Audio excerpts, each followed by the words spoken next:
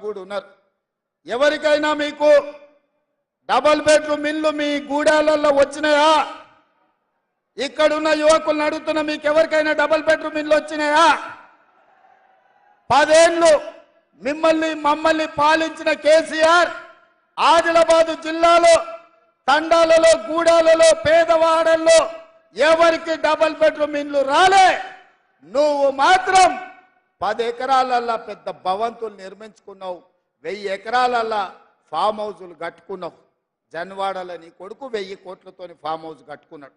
ఈ తెలంగాణను దోసుకొని అప్పుడే ఈ ప్రాంత ప్రజలు మర్చిపోయిందని నువ్వు అనుకుంటున్నావా? మరి కాంగ్రెస్ రాగానే పేదవాడి సొంత ఇంటి కళ నెరవేర్చడానికి 4.5 లక్షల ఇండ్లు 22,500 కోట్ల రూపాయలు కేటాయించి ప్రతి పేదవాడికి ఇందిరమ్మ ఇల్లు ఇవ్వడం ద్వారా 5 లక్షల రూపాయలు ఉచితంగా మీ ఇండ్లకు ఇవ్వాలని ఇవాళ మన ప్రభుత్వం నిర్ణయం తీసుకుంటే మీ సొంత ఇంటి కళ నెరవేరుతుందని చెప్పి కడుపులో విషం పెట్టుకొని ఢిల్లీలో ఉండే మోడీ ఇక్కడ ఉండే కేసీఆర్ విషం కక్కుతుండ్రు. కాంగ్రెస్ను పడగొట్టండి, కాంగ్రెస్ను ఓడగొట్టండి అంటారు.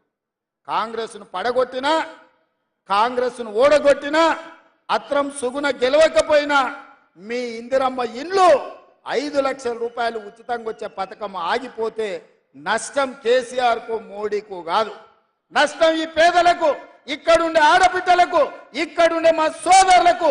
ఆర్టీసీ బస్ సాగితే మా అక్కల కష్టం, 500 రూపాయల సిలిండర్ ఆగిపోతే మా పేదోళ్లకు కష్టం, రాజీవ్ ఆరోగ్యశ్రీ ఆగిపోతే కోట్లాది మంది పేదోళ్లకు నష్టం.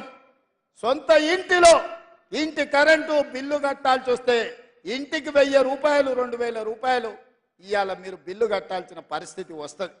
ఇల్లు రాకపోతే పిల్లగానికి పెళ్ళై కొడుకు కోడలు వస్తే ఇల్లు లేని మొత్తం దివాలా పరిస్థితి ఇవాళ పేదవాళ్ళకు వస్తుంది. అందుకే ఈరోజు 6 గ్యారంటీలలో 5